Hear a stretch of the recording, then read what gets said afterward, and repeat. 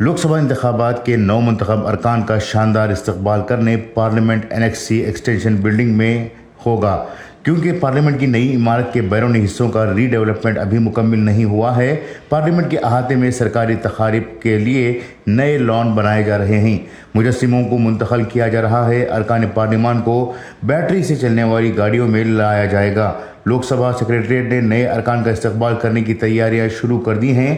عہدیدار نئے ارکان کی رہائش کے لیے قومی دارالحکومت میں بیشتر ریاستی حکومتوں کے گیسٹ ہاؤس اور ویسٹرن کورٹ ہاسٹل کمپلیکس کی نشاندہی میں لگے ہوئے ہیں۔ یہاں لوک سبھا کے نو منتخب ارکان کو عارضی طور پر ٹھہرایا جائے گا۔ توقع ہے کہ نو منتخب ارکان 4 جون کی شام تک پارلیمنٹ پہنچ جائیں گے۔ 4 جون کو ووٹوں کی گنتی ہونے والی ہے۔ بینکویٹ ہال اور پارلیمنٹ انیکس سی ایکسٹینشن بلڈنگ میں خصوصی بوتھز قائم کیے جائیں گے، جہاں نو منتخب ارکان مختلف فارم پر کریں گے اور اسمارٹ کارڈ کے لیے فوٹو کھنچوائیں گے۔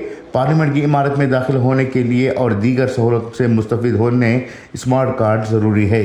سابق میں لوک سبھا کے نئے ارکان کا خیر مقدم انگریزوں کے دور کی بنی گول عمارت میں ہوتا تھا، جسے اب نئی عمارت کی افتتاح کے بعد سموردھنا سدن کا نام دیا گیا ہے۔ عہدیداروں کا کہنا ہے کہ نو منتخب ارکان کے لیے ایئرپورٹ اور دہلی کے ریلوے اسٹیشن پر ریسیپشن سینٹر قائم کیے جائیں گے، جہاں سے انہیں پارلیمنٹ لایا جائے گا۔